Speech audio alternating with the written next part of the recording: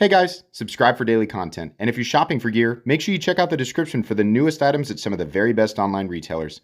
There's also links for some of the items that I personally recommend. Thanks! What's going on YouTube? Metal Complex here, and today I've got another interesting knife review / knife overview to share with you guys. This is the Kingsford production KwaiKing. This knife actually fell through the cracks. Almost literally, it was on my shelf of knives to review, and it just kept ending up in a position where I wasn't seeing it as I was moving forward with my review schedule. And I finally found it, or I happened to cross it, and I thought, oh my gosh. So I went to check my Instagram DMs, and sure enough, Mr. Kingsford was like, do you ever plan to review it? I'm really sorry about that. But this kind of happily worked out because currently there's an open pre-order for the production KwaiKing, which has some extremely cool details about it. It's a very unassuming looking knife, but let me tell you, there's some really cool stuff here. But it's got an active pre-order right now, and the delivery is October / November of this year. So that's here in just a couple of months. I will link this down in the description so that you guys can check it out. It does help my channel when you use those links, but that's entirely up to you. Thanks to Kingsford for sending this in. Thanks to my patrons for supporting me. Make sure your notifications are turned on for the Metal Complex YouTube channel. So I believe it's Tim Kingsford, and I apologize if I got his first name incorrect, but he does make custom knives. There's a bunch of different models. You can check it out on his website. This is a production knife, so who is the OEM? I thought it was Kaiser. Turns out it's Vosted, which is pretty cool. And it also explains the locking system. It's just a basic button lock, right? No. On further inspection, it appears to be a button-operated liner lock, but on further inspection, it's actually a button-operated compression lock or top liner lock, which is really, really cool. I don't, number one, we don't see a lot of compression locks right now. I don't know why companies are not just jumping all over it. Vosted has it figured out. Maybe that's why Mr. Kingsford decided to work with Vosted on this, because they already had it figured out. But that makes this knife substantially more appealing. I know a whole bunch of you just perked up. It makes it substantially more appealing because of that locking system. Why? Well, not only do you get the fidget factor of being able to push a button, and you can do it like this, right? It also has a front flipper, which we're going to talk about. But the locking system is just substantially more reliable and more durable than, a typical plunge lock. That's the kind of trade-off with that lock, is you get to push the button and it's fun, but it doesn't feel super reliable. This has the reliability and strength of the compression lock, which is really, really cool. And the fact that Vosted is the one doing the OEM work it definitely bolsters the confidence in this product, not only for myself, but for a ton of you watching. Vosted does an incredible job. So this is a really cool knife. I can't wait to share my thoughts with you guys after carrying it here for a bit. Let's go ahead and measure it. The overall length of the KwaiKing. That's going to be 8 inches on the dot. Blade length is 3.5 inches. Cutting edge is 3 1/4. Let's go ahead and do some size comparisons. Any custom skills you find in this section can be found down in the description under Original Goat and Others. So up against the 80-10 and my own Excalibur. This isn't a small knife. It's just got it's a thinner profile, right? So you can see here it's got a substantial blade length. These two knives are pretty big at 8.5 inches. It's just a much more compact object overall. Let's put it up against the Spyderco PM2 and the Spyderco Para 3. You can see here, it's almost exactly the same overall length as the PM2, maybe a little shorter, but it does actually have more cutting edge, which is a fun little thing there. The blade to handle ratio on this guy is definitely really good. And then finally, let's put it up against the Benchmade Griptilian, or in this case, the Ritter Hogue and the Hogue Deca. How is the action? Well, because this is a Vosted manufactured item, and Vosted, like I said, knows how to do their top liner locks. And because this is a top liner lock and it has a detent ball, which is different, of course, than a plunge lock. The plunge lock itself acts as a detent. That means that the detent break is very crispy and the actual pivot action is very, very good. It's interesting. So the idea here was front flipper quaking, right? Now he did it, and it looks really, really great in the open position. And I can manipulate this very easily, almost like a gravity style button lock where you just push the button right and it opens up. It works really well like that. And I found myself and I have to, state my bias here. My preference for deployment is not front flipper. Some people absolutely love them. I'm fine with them most of the time, but if I have any other options, I will utilize those. And I think it's because the front flipper has never really felt perfectly organic to me, even when I do have it figured out, right? I mean, I've flipped, 800 front flippers on this channel, and it's just a preferential thing, right? It's not my go-to. So I found myself using the button, which was fine. It worked really well, right? The only other option for deployment is to use the front flipper. It's kind of strange because the thing curves this way, and in order to have a front flipper on it and then have the lines continue to flow the way that he wants them to in the open position, the curvature actually had to go the other way. So he's got tons of jimping on it, plenty of jimping. You can actually... I got it the other day, but I'm not going to do it again because I'm going to end up cutting myself on accident. You can get it like that, but using your thumb to front flip it, you really do have to be in exactly the right spot, and you have to push at an angle. If I were to draw a line, the angle that I'm building at pressure is right in between the pivot and the top of the frame. And if you get there and you do it like that every single time, then you'll be fine. The problem is, for me at least, it's a very, very specific spot. The detent release is very good, and of course the pivot action is very good. So once you have figured that out, you will adapt to it. But even those of you who are very, very familiar with front flippers and you've dealt with all different kinds of them, you might find that this is a bit more of an adaptation process. That's most of the time how just right there, what you saw there, that's most of the time how I end up deploying it. I get it about 80%, and then the blade doesn't snap out, but that's what I want it to look like right there, right? So little bit of an awkward process, but you are not forced to use the front flipper. You can simply use the button, and it works really well. The pivot action is very, very good, and the overall quality and execution of the knife is also very, very good. So they make up for, at least a little bit, they make up for that kind of not super satisfying front flipper deployment. But I don't want that to be a deal breaker for anybody. I mean, for some people it might be. But I want to point that out, that it's not the absolute, in my opinion, the worst thing in the world. Let's go ahead and do carry profile. Thickness up against the Spyderco Para 3. This knife is almost exactly the same thickness as the Para 3. Length and height up against the PM2 in Para 3. This is a very easy, it's an easy object to carry in terms of size. The total amount of space that it takes up in your pocket is very minimal, considering you have so much cutting edge. 3.5 inches of cutting edge is what I consider to be a full-size blade. So you really aren't dedicating to too much for that 3.5 inches of blade. Let's go ahead and do a hardware check. I'll get out my tools. As per usual, my tools are very inexpensive and very recommendable. You can find them right down in the section of my description that talks about the tools I use on this channel.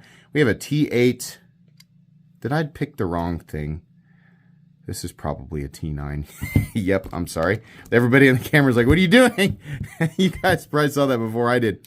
So this is a T8. So the pivot here is a T8, and then I believe that the pocket clip screw is also a T8, yes, and then you have one screw over here, which is the filler tab screw. It's a nice way to do a filler tab. Honestly, it just looks like the screw head, It's very, very minimal. So not only are we, T8 across the board, very easy to take apart and put back together. Also ambidextrous pocket clip mounting positions, which is cool. Let's go ahead and measure the blade stock thickness. Then we're going to weigh it. Blade stock thickness on this guy, probably 125. No, a little smaller, 117 thousandths or so. We need to weigh it. Materials. We are looking at titanium. See right there. That's what I always end up doing. Titanium for the frame. Titanium for the pocket. You have different choices for colors too, by the way. I believe everything on this knife is, the screw is wanting to grab the screw, backspacer as well. But your compression lock obviously is going to be steel.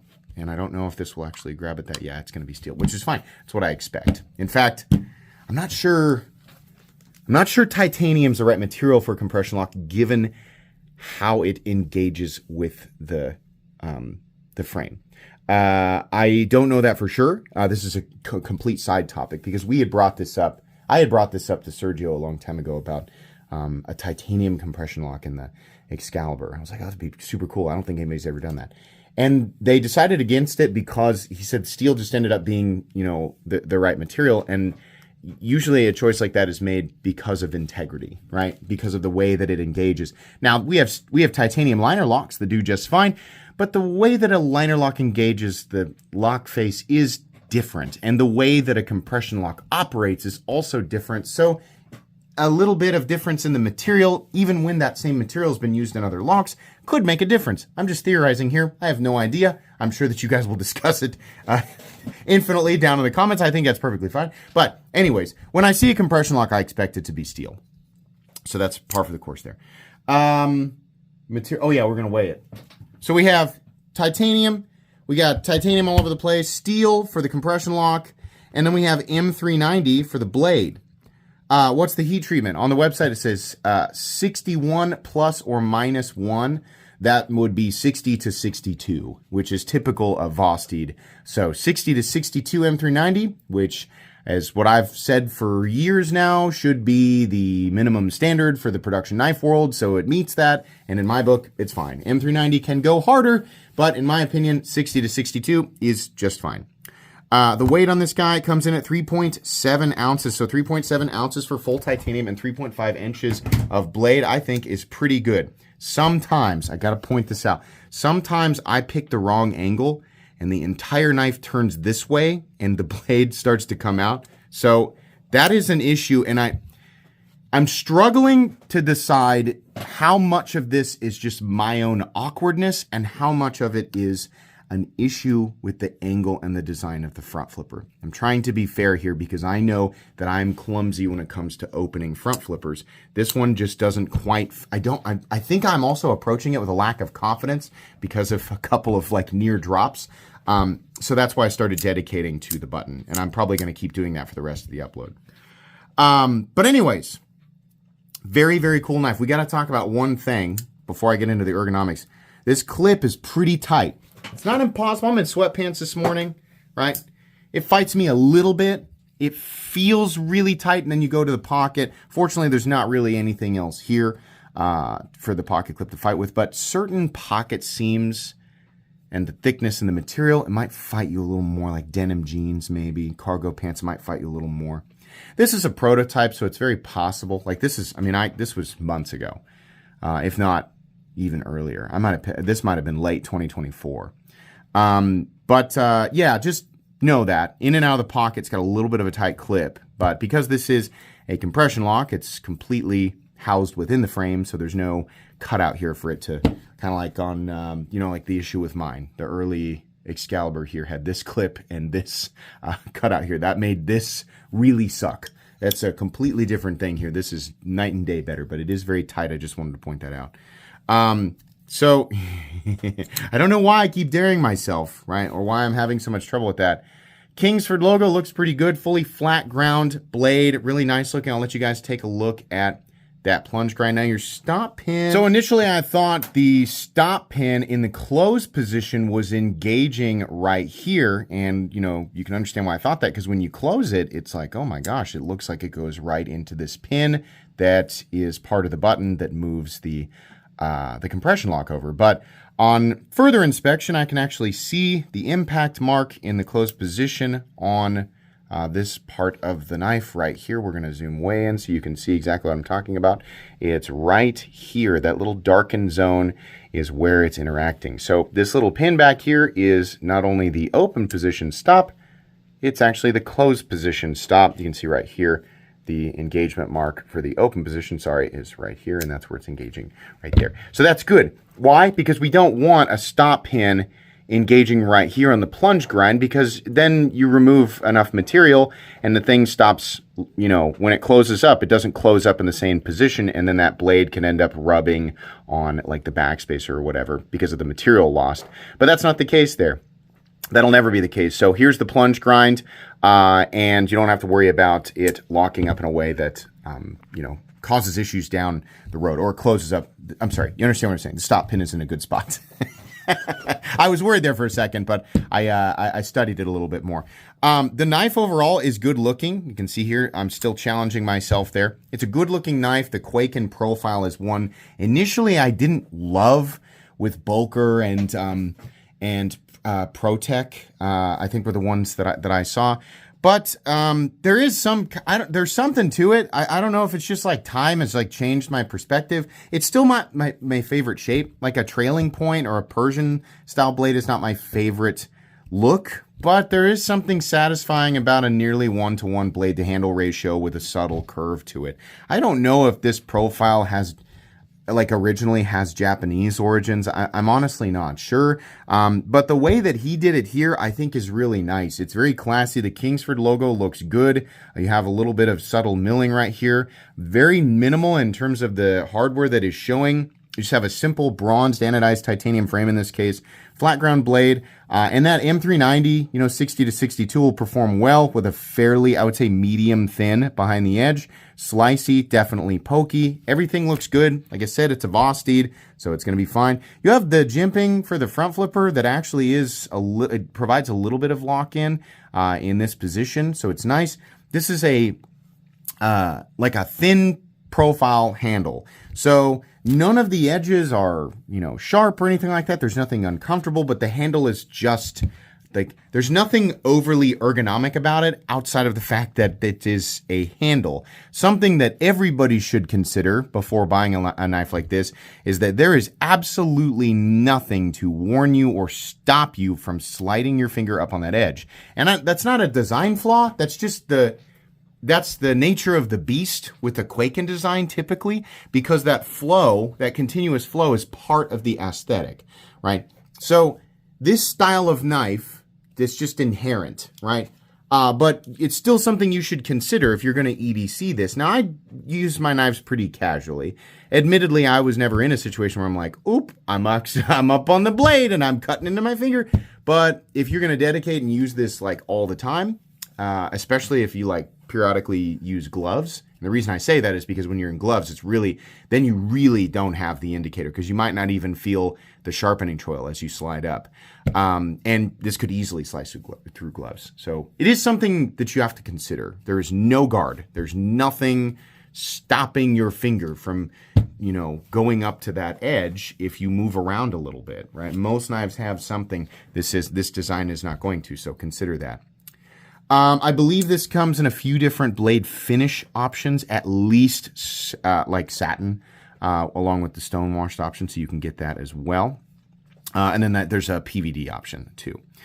Backspacer has a little bit of jimping, pretty straightforward pocket clip. Like I said, it's symmetrical and it actually works really well. The fact that it's symmetrical and the rest of the frame actually curves is kind of neat that he still managed to get that aesthetic just right. You would think it would have to curve with it, but I think that's probably part of the reason why it's short is because the fact that there is no curvature, aesthetically, it's like subtle, like you don't really notice it, but it can be flipped over and, utilized on the other side for left-handed people. Much more confident with that flip. This says prototype M390. Yours will just say M390 and Kingsford on it. That's really pretty much it. There's no lanyard hole at all. No real hot spots, just kind of, a handle. I would say like this is the type of knife that I would carry just when I'm in like a different mood. A lot of knife guys know that when you collect and when you're an enthusiast, you have a rotation. Not everything I mean, some people are like this, but not everything in my rotation is based on like ideal utility, like optimized utility for the day. I have knives that are really, really good at, and would fit perfectly in like a bunch of different roles. But sometimes I just grab whatever I feel like carrying, right? Especially when I know like, yeah, this isn't a day where I'm going to be like super dependent on my pocket knife. But I do just want to kind of carry something cool, right? This is that knife that I would carry because it's built in a way that's like super solid, very durable, very reliable. There's nothing there, that's, going to put me at risk in terms of the overall quality. But it's just kind of fun. It's the kind of knife you get out and you're like, oh, yeah, it's got the cool profile or whatever. And then you can still cut open a package or whatever, right? Really cool. Probably not something, if I'm going to go like camping or hiking, fishing, right? Probably not going to be this knife. And it's not because I don't think that the lock will hold up or I don't think the blade steel is not good. No, it's all great. It's just the profile is not one that gives me that sort of ergonomic confidence, that lock-in. Like, for example, the 8010. I know exactly how this is going to feel. I'm very used to operating the 8010. disengaging the lock, and I feel incredibly confident holding onto it. But it's, to be fair, this is a completely different, type of knife with a completely different purpose. The scope of usage is far different. This was, Mr. Kingsford saying, I want to do a KwaiKing, but I want to do it, kind of my way. And it's cool. I think it's exactly what it's supposed to be. I want people to know, because it's like this transition here, I'm beating it into the ground, can be dangerous if you are, dedicating to this, you're dedicating completely to this knife, for daily use in a wide variety of environments and circumstances. Then that area becomes exponentially more dangerous than if you're just using this knife casually here and there for EDC and because you enjoy how it looks, right? So, the lockup solidity, how solid is it? Completely and totally solid. No lock stick, no pivot lash, incredibly smooth and consistent down here. Nice click into the closed position. I don't believe this has moved. Has it? No, it's still perfectly centered. So I think this will come down to how much you like the look of it, but I know a lot of people will be much more interested knowing that it is a compression lock. So what's the damage? Actually, it's pretty fair. $235, I think, is what he wants for it. That's not bad at all. That's pretty competitive. I mean, honestly, it's right in line with what we see from Vosteed. I think that this has elements that are more interesting than a lot of the $200 competition, right? A lot of companies that I try, I mean, yeah, people always say, I can get M390 in titanium for $150 from this weird, it's some weird company I've never heard of called like Bat Shoe Horse Pelican 9000X, and it's some weird Amazon brand. I don't trust those brands for a second. No way. No way. They're not down there because they're a charity. They're not at 150, 120 because they're a charity. They're down there because they're cutting corners. So you can bet that they're not heat treating those blades correctly. It doesn't matter what they stamp on the blade, or even if it really is M390. If they don't heat treat it correctly, it's a gum wrapper. It's just aluminum foil. Like, it doesn't matter, right? So you're not getting a good deal. You're just getting a company that's cutting corners and then still charging you. They're getting their profit either way. So against companies that I actually consider to be valid competition, for example, Artisan Cutlery will do S90V and titanium for about $200, and they're hitting the heat treatment pretty good. For S90V, while we don't want to see 5961 for M390, for S90V, it's acceptable. A higher HRC is definitely preferable, but 5961 is still, acceptable. So at $200, is there a reason to pay a little bit more and get something like this? Yeah, I think that this is a higher quality item. It feels better. Everything, like the overall execution of it, is better. And that's kind of, when I look at Vosteed compared to their competition, right, when we're looking at the $200 to $300 mark, and honestly, in a lot of cases beyond the $300 mark for the high-end Chinese production knives, I think Vosteed is kind of king of the castle. I think they do some of the best work. So I don't really have a problem with this at all. It's not going to be for everybody, and it's going to come down to the aesthetic. But as far as how he executed this, I think it's really good. It's a little awkward deploying it with the front flipper. I think it's just part of how the design came out. I wish I could get a little bit more leverage so I could be confident with that front flipper, but I'm not forced to use it. I can just use the button, and it does a really good job. So I think it's neat. If you like the aesthetic, then you're really going to like the knife. If you don't like the aesthetic, it doesn't really matter if it's a compression lock. It's probably just not going to be for you. That's going to be it today, guys. Like I said, links for this down in the description.